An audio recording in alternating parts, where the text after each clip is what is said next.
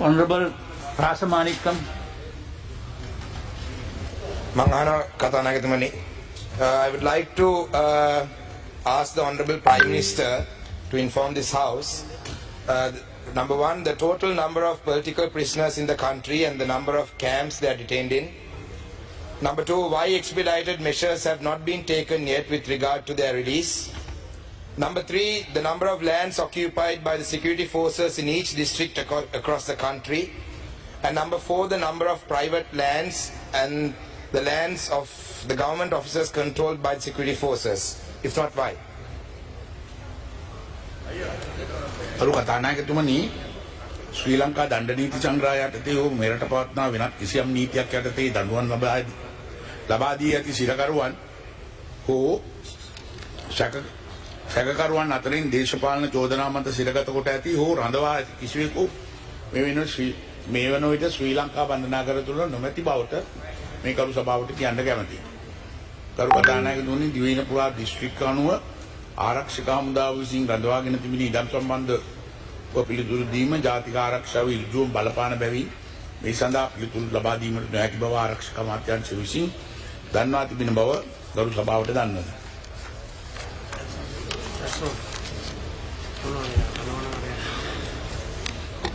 මගේ පළවෙනි අතුරු ප්‍රශ්නේ තමයි, my first question is, Honorable Prime Minister, there are people who have been in custody since the time even before I was born. You know, some of them have died in prison in the last couple of years. One of your main election promises was that the release of these political prisoners will be done. This was done in the canvassing campaigns that was done in the north and the east. And even Honorable Namal Rajapaksa, when he was released from remand prison, had mentioned that these political prisoners need to be released. At the same time, I need to place it on record that JVP, during the JVP insurrection, people who were arrested were given general amnesty. And also, the Honorable Johnson Fernando mentioned the other day that Pullian was a political prisoner. He was not a political prisoner. He was under arrest for the murder, as charged for murder under suspicion of Joseph Parraj Singham.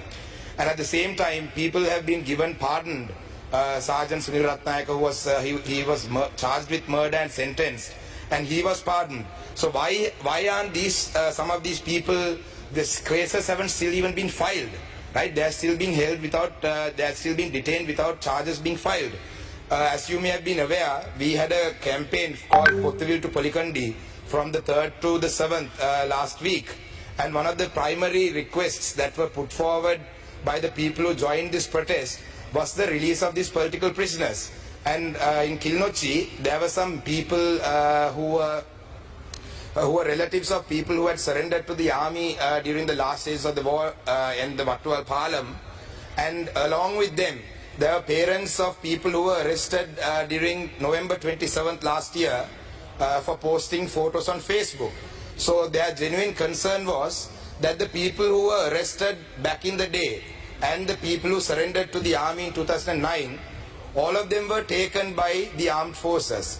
Likewise, now in November 27th, there were nearly 40 odd youngsters who were arrested for posting photos on Facebook and so on and so forth. And now they are still, no charges have been filed against them as well. So naturally, there is a concern that in a few years, that these boys could also be missing, because these people were arrested. So my question is, why is there two laws? I mean, why is there two laws, one law for different people, and why aren't these cases being expedited? So we can, I mean, sir, you know, as the Prime Minister, I know that you have the capacity to do it, and you are genuinely concerned about these people. I would like to see that as the Prime Minister of this country, that you take some action against this, because you are the only one who can do this. And we have 100% faith in you, and this was the election promise that was put forward. And it wasn't just TNA that's asking for this. The march, the Pottuvil to Polikandi march that happened, nearly 100,000 people joined this, and one of the main slogans, one of the main requests was the political prisoners. Likewise, even with the Easter attacks, there are people who have been detained for almost 2 years with no cases being filed against them. So I would like to, my first question is, so what is happening to them? Are they going to be released, or are they going, because now election has been won, you got 2/3, presidential election was won, these things were used for politics. Are you all going to hold these people in prison just for political mileage, or is there a plan? That's my first question, sir.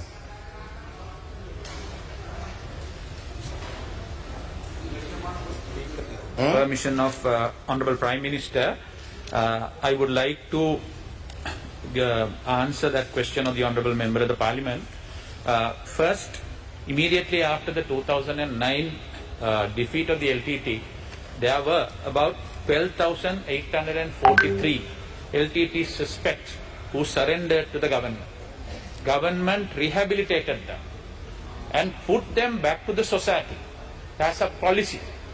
All of them were reintegrated to the society.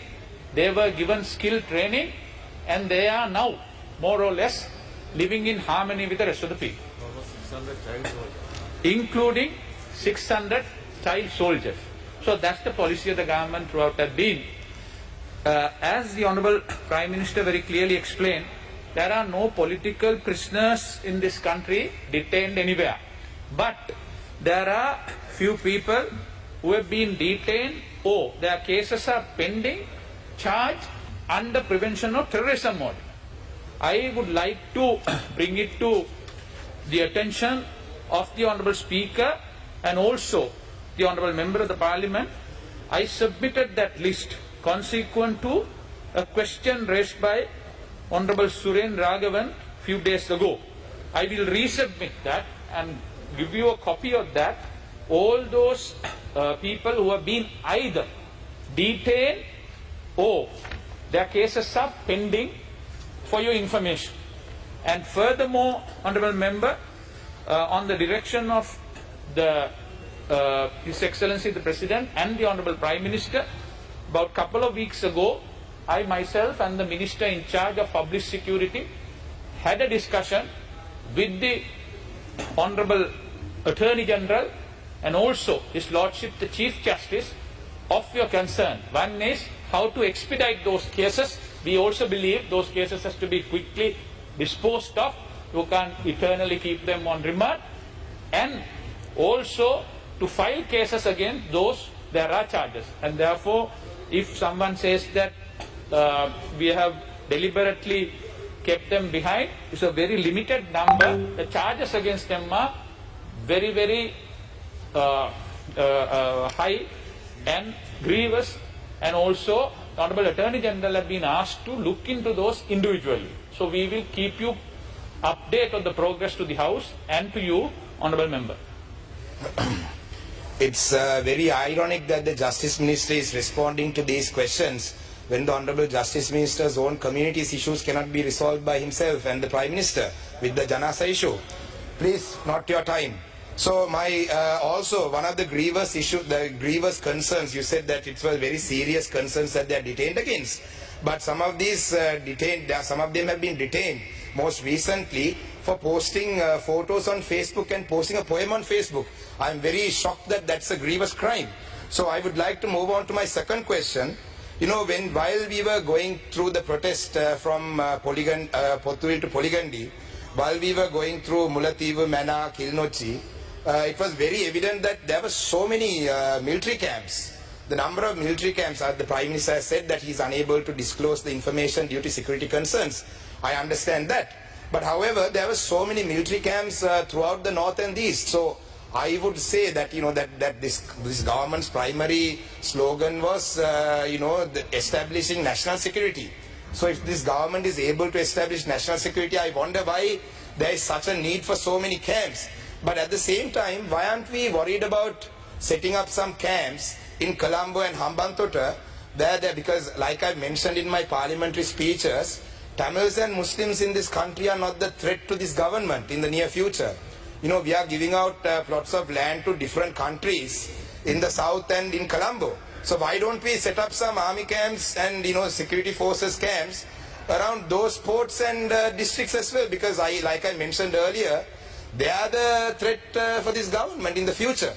I'm sorry if I'm offending anyone by saying this, but these are all concerns, not just by mine, right? These are not questions that I'm asking for myself.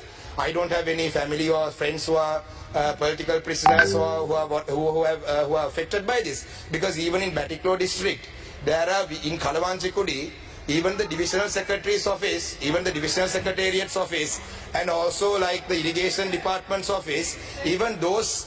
Here, I will ask my question. This house wastes a lot of time on random stuff.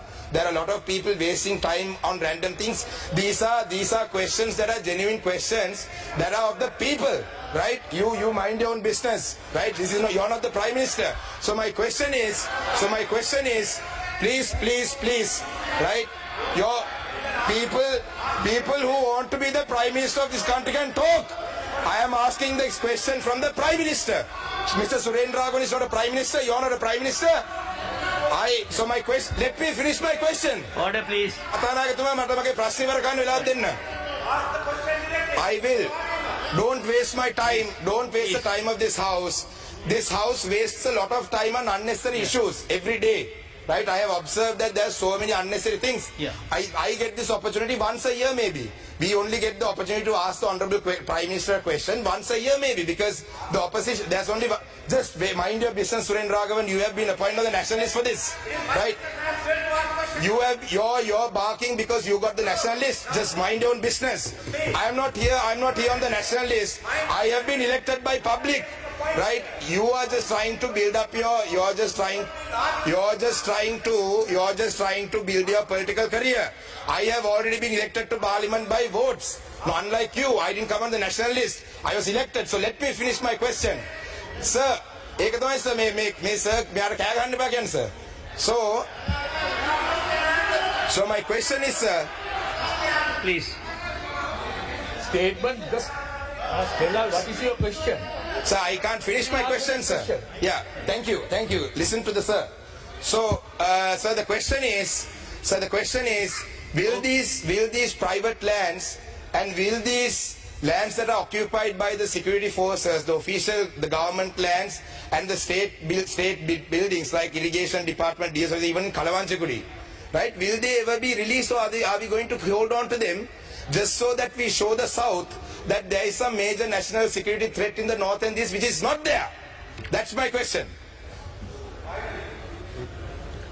You work enough for your nationalist men. ගරු කතානායකතුමනි, අද වෙනකොට යුද්ධෙන් පසු අද වෙනකොට 97ක් land එක private සහ government land එක දැනටමත් දීලා තියෙනවා. 97ක් ලෑන්ඩ් දීලා තියෙනවා. ඉතින් එතකොට ඊට පස්සේ ජාතික ආරක්ෂාව වෙනුවෙන් තමයි ඉතුරු ඒවා තියාගෙන ඉන්නේ. ඉතින් ඒක නිසා ජාතික ආරක්ෂාව ඔබතුමාට ක්වෙස්චන් කරන්න බෑ. ඒක ඇවිල්ලා ආරක්ෂක අමාත්‍යාංශය මගින් බුද්ධිතොරතුරු මගින් අරන් තියෙන පණිවිඩ ඒ අනුව තමයි.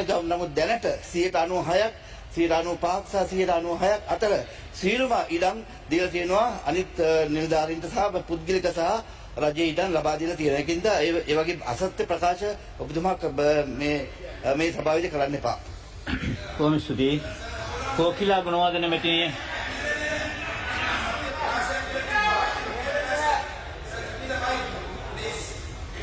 You have finished your questions. Yes, Rasamanikam. Yeah, Honorable Rasamanikam. Yeah, sir, that you can't mention that it's not true. There are lands. You just came into the house. You just walked in. You didn't listen to the entire question, right? Right? So don't say that I'm lying. Okay, so sir, that's it. Thank you, sir. I just wanted to make my point that I wasn't lying. That he just walked in. He didn't even listen to the entire question, sir. That's it. Thank you. Thank you.